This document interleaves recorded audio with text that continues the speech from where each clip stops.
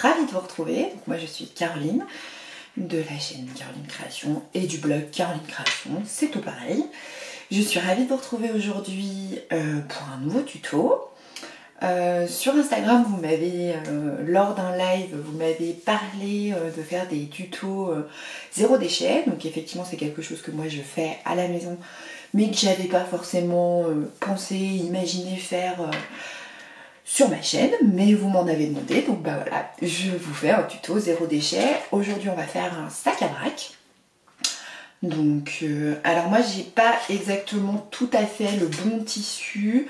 Alors ça c'est un tissu, donc je vais vous montrer, mais il y a des tissus beaucoup plus fins si vous voulez pour les choses fines. Moi ça va être un sac à vrac plutôt pour mes légumes et mes fruits.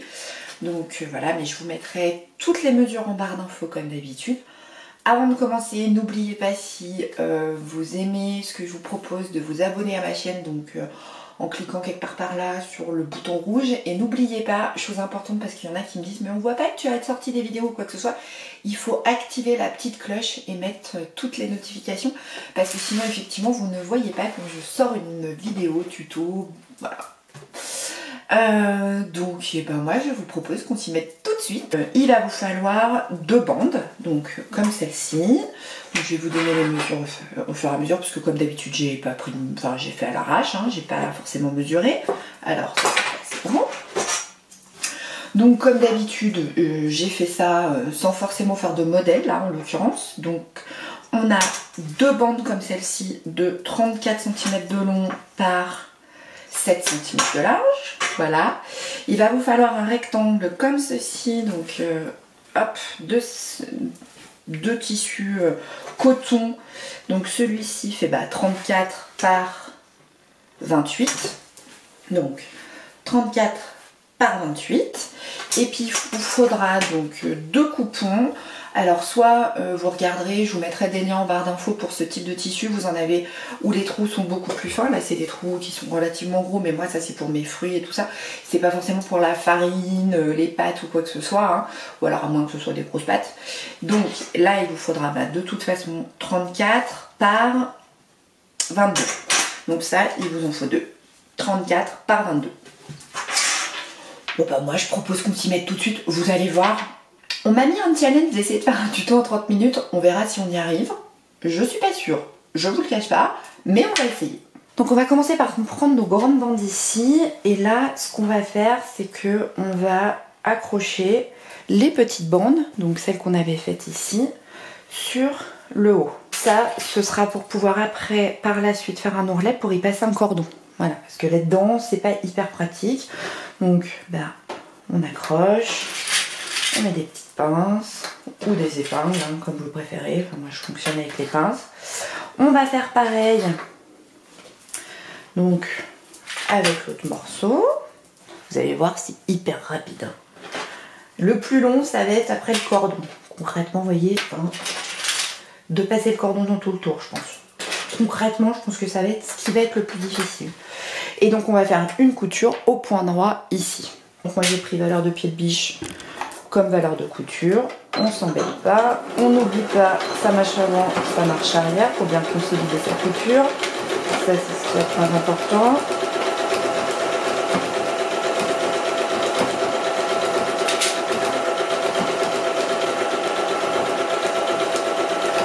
Et on n'oublie pas sa marche arrière au bout. Et ça va nous donner quelque chose comme ça, qu'on pourra après retourner, vous voyez, pour faire l'ourlet. Bon pas de miracle, hein. C'est exactement la même chose de l'autre côté.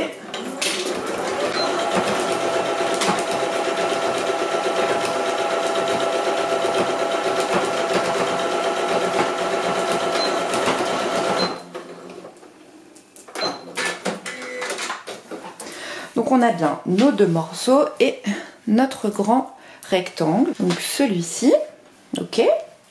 Et on va aller accrocher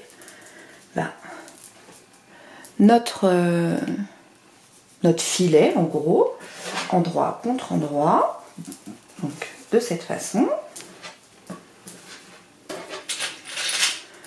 Donc voyez, là, ça va donner quelque chose comme ça. Hein. Ça, c'est en bas. On accroche bien là où il n'y a pas le rebord tissu. Bord à bord. Là, on s'embête pas. Hein. On est dans un truc basique. Et puis, on va pousser ce morceau-là et on va aller accrocher l'autre de l'autre côté. Bon, vous avez vu, jusque-là, il n'y a pas grand-chose de sorcier. Hein. C'est facile.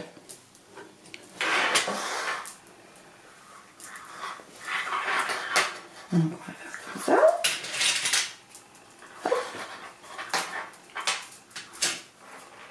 Et la couture au point droit là-haut. Et couture au point droit là en bas. Et on prend notre morceau comme ceci. Et on va aller coudre. Donc on laisse bien tout dépasser de ce côté-là. Hein, parce que là, on a volonté que. Et on coud sur toute la longueur au point droit. Je trouve que la couture se fragilise puisqu'on va quand même y mettre des choses dedans. En l'occurrence là, moi ça sera pour des fruits. Donc moi ce que je vous conseille c'est que les coutures qui sont là au bord, vous les passez au point zigzag. Donc on va les coudre l'autre côté. Ça fait des grands morceaux, vous voyez, comme ça. Hop, voilà.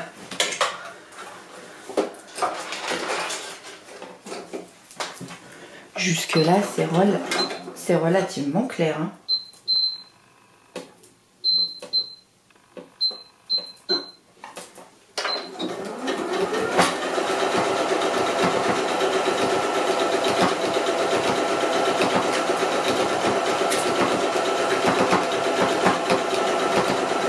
Surtout.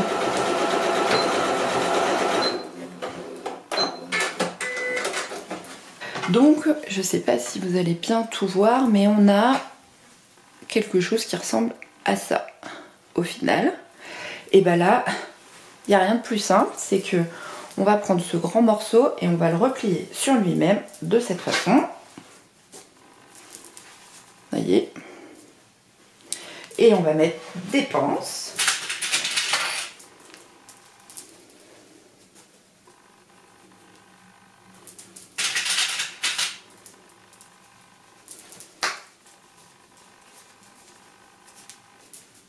Et normalement, tout coïncide. Hein. Aujourd'hui, j'ai du bol, tout coïncide bien. C'est un matin avec, en fait. Puisqu'il est... Nous sommes le lundi 10 et il est 9h05. Vous avez vu, je suis au taquet, hein, ce matin. J'ai plein de vidéos à vous faire, alors j'essaye de pas trop prendre de retard. Parce que c'était vendredi, je crois.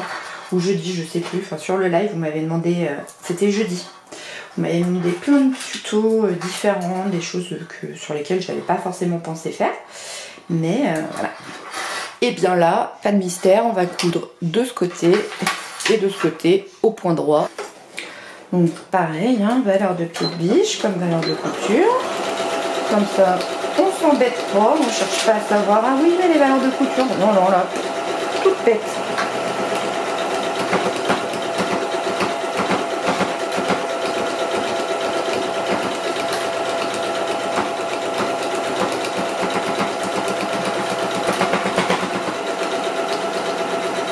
Jusqu'en haut et on oublie la marche arrière. On fait pareil de l'autre côté. Jusque là vous avez vu c'est des assemblages de rectangles. Concrètement, quand on voit combien ils vendent des sacs à vrac, franchement, j'ai envie de dire, pas compliqué hein, à faire. Hein. Oui parce que moi je m'étais renseignée pour en acheter.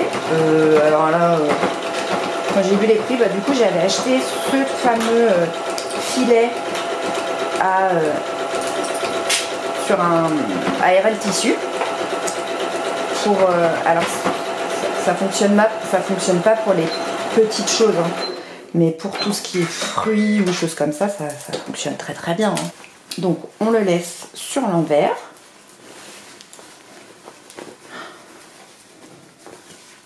et on va y créer un petit fond. Donc comment on fait pour le fond? On rentre sa main à l'intérieur. On attrape, alors on dégarnit les angles, j'ai oublié. de cette façon. Donc on enlève la petite pointe, qui est là. On rentre sa main à l'intérieur, là où il y a la couture. On écarte, on pince. Et voilà. De l'autre côté, on fait pareil. On rentre sa main. On met sa pince. Et on va aller faire des mesures pour créer ce fameux petit angle. Donc on a créé nos angles, on a positionné nos angles. Donc là on va mesurer. Alors je pense que 3 cm c'est bien. Là l'idée c'est de lui faire un fond, mais pas de créer un truc qui doit être debout. Là c'est plus un fond pour que ce soit bien positionné à l'intérieur, mais il n'y a pas besoin quand même. Donc là 3 cm, j'ai la craie qui est cassée. On va aller coudre donc sur la ligne de notre marque pour les angles. Je suis désolée, j'ai un peu du mal à trouver mes mots ce matin, c'est compliqué. Pas beaucoup dormi cette nuit. Je sais pas vous, mais nous on a un vent de dingue, mais vraiment, c'est un truc, il fait nuit encore. Il est 9 h du matin, mais quand je dis il fait nuit, c'est vraiment il fait nuit. Voilà. Et on a un vent de fou. Donc la nuit a été... Je suis très sensible au vent. Vous en foutez, hein, mais bon, je vous raconte. Et du coup, il n'a pas bien dormi cette nuit. Voilà. Donc eh ben, on coupe nos angles de cette façon.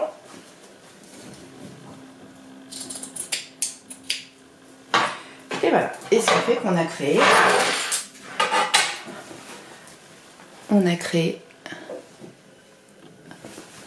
un fond. Alors, je suis désolée pour la luminosité, mais du coup même avec la lumière à fond, vous voyez, donc là on a le haut et le bas.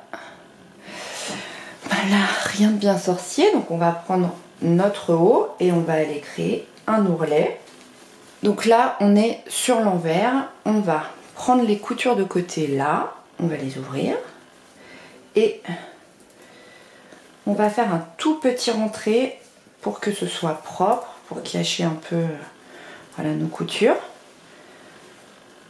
Alors je vais vous remontrer parce que je suis pas sûre que j'ai été super claire. Donc là on a notre tissu, on fait un tout petit rentré et alors debout en tenant les choses à la main c'est pas simple et de cette façon. Ça évite que notre tissu s'effiloche. Vous voyez, je fais un petit rentré. Donc un petit rentré et je prends ma couture dedans. Là j'utilise les épingles, c'est quand même plus facile que les pinces parce que là je pourrais pas utiliser les pinces. Je prends, j'écarte ma couture, je fais un petit rentré et je positionne.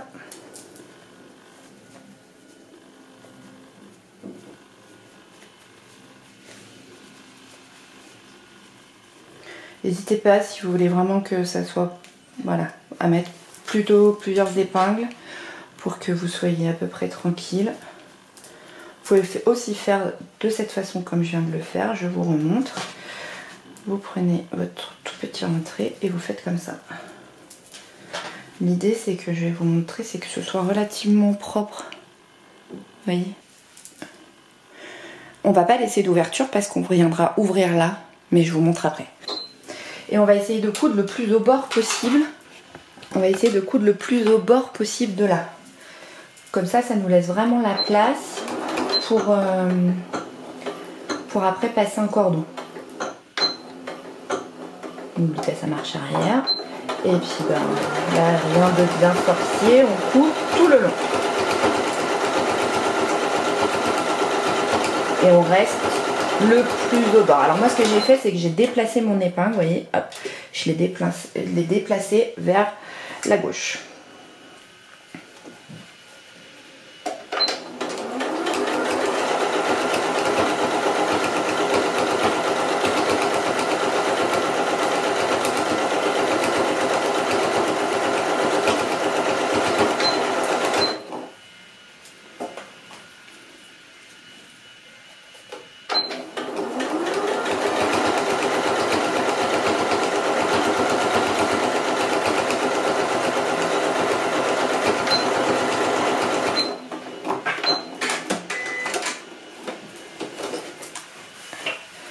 et vous avez vu, c'est super propre parce que tout est pris dedans. Et de l'autre côté, à l'endroit, ça donne ça. Et je vous montre comment on va passer notre cordon à l'intérieur. Donc concrètement, on a fini notre sac. Il reste plus que le cordon. Ça, c'est pas le truc le plus compliqué. Donc vous voyez, ça donne quelque chose comme ça. Donc ça, c'est super chouette et c'est hyper pratique. En plus, bon, si on peut les faire un peu jolis, c'est cool. Donc pour passer le cordon, comment on va faire? Vous êtes en train de vous dire, mais elle est sympa, il n'y a plus de trous. Alors, oui, il n'y a plus de trous. On va prendre nos coutures de côté, là, et en haut. Alors, je vais essayer d'être le plus proche possible. On va aller, on prend notre couture comme ça dans nos doigts. Et on va aller découdre les petits points qui sont là.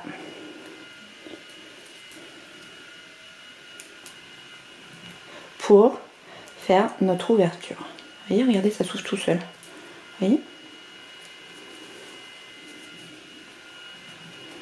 Voilà, on enlève les petits fils.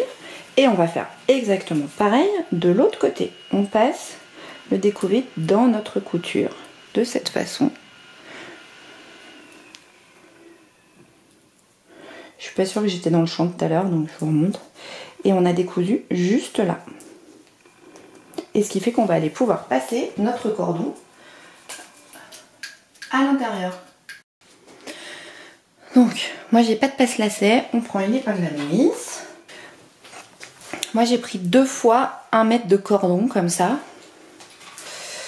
Je vais vous montrer pourquoi 2 fois. Alors, on va commencer par passer le premier cordon. Donc on le rentre dans notre trou et on fait tout le tour.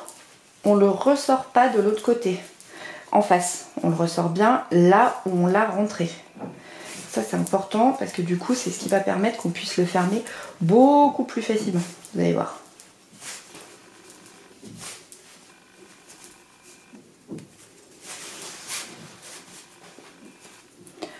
Voilà. On va faire pareil avec l'autre. On rentre son fil, enfin son cordon. Et par contre là, on attaque par l'autre côté. Là où il n'y a pas de cordon encore qui est sorti. Et puis bah là, pas de secret, hein, on fait exactement la même chose, on fait tout le tour.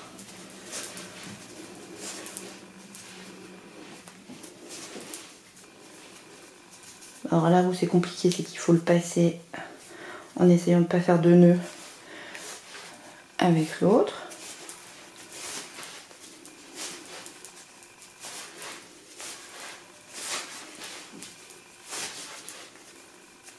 Et on le ressort à l'endroit où on l'a rentré. Ça nous donne quelque chose comme ça avec nos cordons. Et avant de faire les nœuds, on vérifie et ça marche. Vous voyez, il suffit de tirer sur les deux, hop là, et ça ferme. Et ça nous donne un super sac à vrac. Donc à ce moment-là, vous pouvez peut-être couper. Pas la peine que ce soit trop long. J'en enlève un peu. Ah, j'ai coupé mes cordons. On fait un petit nœud pour pas qu'il y en ait un qui s'en aille quand on tire dessus. Parce que c'est ça le pire, hein, c'est quand on a les cordons qui partent dans les petits passants. En l'occurrence là, dans notre ourlet. Et voilà. Et on a un super sac à vrac. Bah moi je dis que franchement, on s'est bien débrouillé, hein. Vous avez vu, il est beau ce sac à vrac, hein. Alors, comme je vous disais, le gros avantage de cette technique avec les deux... Je vais trouver mes mots. Je vous avais dit, hein, 9h25. Ah ouais, franchement j'ai battu le record des tutos les plus rapides. Franchement, j'étais chiant. La fille qui s'est enflammée toute seule. Non mais j'avais un challenge d'un tuto en moins de 30 minutes. Bah j'y suis arrivée. Bon alors évidemment ça n'inclut pas le morceau papotage. Qu'on soit clair.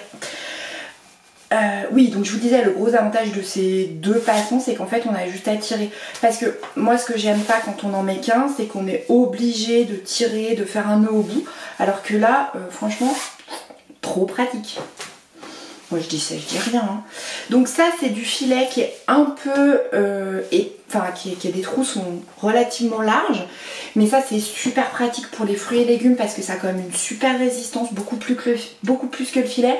Après pour tout ce qui est alors je sais que moi par exemple lentilles, pâtes, alors la semoule, non je crois que c'est dans les bocaux, tout ce qui est vraiment très très fin c'est dans des bocaux, mais tout ce qui peut pas passer à travers mon filet c'est là-dedans. Voilà.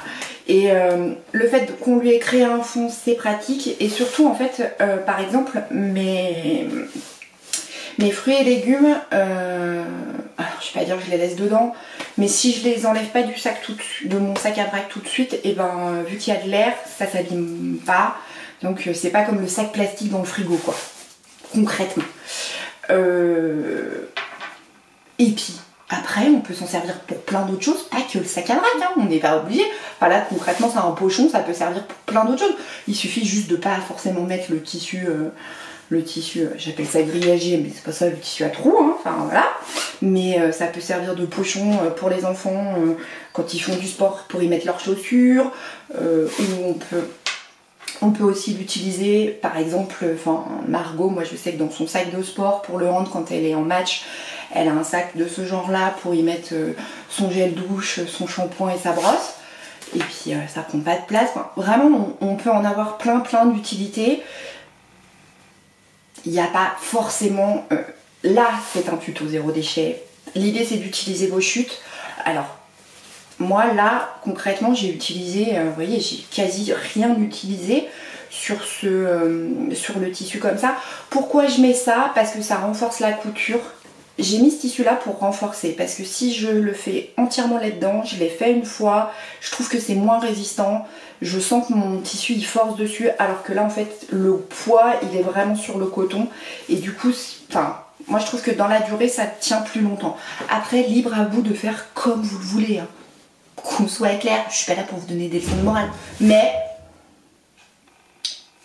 en plus, enfin je sais pas, mais bon, alors moi je vais chez Grand Frais, ou alors c'est L'Eau Vive, notre magasin bio, ou l'autre c'est quoi déjà dans Annecy, je me souviens plus, je trouverai pas le nom mais c'est pas grave.